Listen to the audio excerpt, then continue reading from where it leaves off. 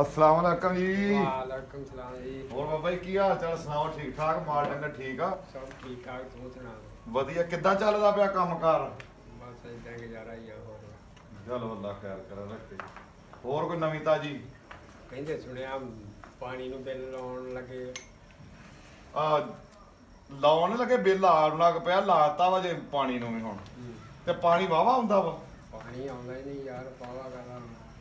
ਚਲੋ ਅੱਲਾ ਖੈਰ ਕਰੇ ਬਿੱਲ ਤਾਰੋ ਫਿਰ। ਇਹ ਦਰਅਸਲ ਵਜ੍ਹਾ ਪਤਾ ਕੀ ਆ? ਮੈਂ ਤੁਹਾਨੂੰ ਇੱਕ ਗੱਲ ਸੁਣਾਉਣਾ ਕਿ ਉਹ ਨਾ ਪੱਕੀ ਫਸਲ ਜਦੋਂ ਹੋਵੇ ਨਾ, ਫਸਲਾਂ ਪੱਕੀਆਂ ਸੀ ਇਦਾਂ ਕੋਈ ਤੇਰੇ ਵਰਗਾ ਜ਼ਿਮੀਂਦਾਰ ਜਿਹੜਾ ਵਾ ਉਹ ਦੋਨੇ ਹਵੇਲੀ ਬੈਠੇ ਜਿੱਦਾਂ ਤੁਸੀਂ ਬੈਠੇ ਹੋ ਪਿਓ ਪੋਤੀ, ਤੇ ਪਹਿਲੋਂ ਤੇ ਬੇਬਾ ਝੱਖੜ ਝੰਬਾ ਹਨੇਰੀ ਆਈ, ਉਸ ਤੋਂ ਬਾਅਦ ਦੇ ਰੇਲੇ ਤਰੇਲਾ ਮੀਂਹ ਪਿੱਛੇ ਹੀ ਗੜੇ, ਹਰ ਸ਼ੈ ਭੱਜ ਗਈ, ਤਬਾਹੀ ਹੋ ਗਈ ਹਰ ਸ਼ੈ ਦੀ।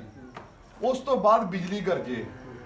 ਉਹ ਜਿਸ ਟਾਈਮ ਬਿਜਲੀ ਗਰਜੀ ਤੇ ਪੁੱਤ ਆਪਣੇ ਪਿਓ ਨੂੰ ਕਹਿੰਦਾ ਆਪਾ ਇਹ ਕਾਹਦੀਆਂ ਲਾਈਟਾਂ ਵੱਜਦੀਆਂ, ਤੇ ਉਹ ਅੱਗੋਂ ਹੁਣ ਅੱਕਿਆ ਸੀ ਵੀ ਹਰ ਸ਼ੈ ਤੇ ਤਬਾਹ ਹੋ ਗਈ ਸੀ।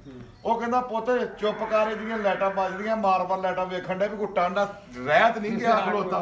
ਬਕਾਇਆ ਤਾਂ ਨਹੀਂ ਰਹਿੰਦਾ ਇਹ ਹੁਣ ਜ਼ਿਮੀਂਦਾਰਾਂ ਨੂੰ ਬਿੱਲ ਤਾਂ ਲਾਤਾ ਵਾ ਕਿ ਕਹਿੰਦੇ ਵੀ ਕਿਸੇ ਪਾਸੇ ਦਾ ਸਾਹ ਨਿਕਲ ਨਾ ਜਾਵੇ ਚੰਗੀ ਤਰ੍ਹਾਂ। ਸਹੀ ਗੱਲ। ਚੰਗੀ ਤਰ੍ਹਾਂ ਇਹਨਾਂ ਨੂੰ ਨਿਚੋੜ ਕੇ ਤੇ ਫਿਰ ਇਹਨਾਂ ਦੀ ਜਾਨ ਛੱਡਣੀ, ਤਾਂ ਜ਼ਿਮੀਂਦਾਰਾਂ ਨੂੰ ਬਿੱਲ ਲਾਤਾ। ਇਹ ਦੇਖੋ ਅੱਗੇ ਅੱਗੇ ਬਣਦਾ ਕੀ ਹੈ। ਇਹ ਹਕੂਮਤ ਪੀਡੀਐਮ ਦੀ ਲੈ ਕੇ ਬਹਿ ਗਈ ਤੇ ਹਾਲੇ ਹੋਰ ਇਹਨਾਂ ਨੂੰ ਤਬਾਹੀ ਲਾ ਦੇਣੀ। ਇਹ ਤਾਂ ਤੇਰੀ ਗੱਲ ਹੈਗੀ ਸਹੀ 16 ਹਾਂ, ਇਹ ਪਤਾ ਵਜ੍ਹਾ ਕੀ ਆ?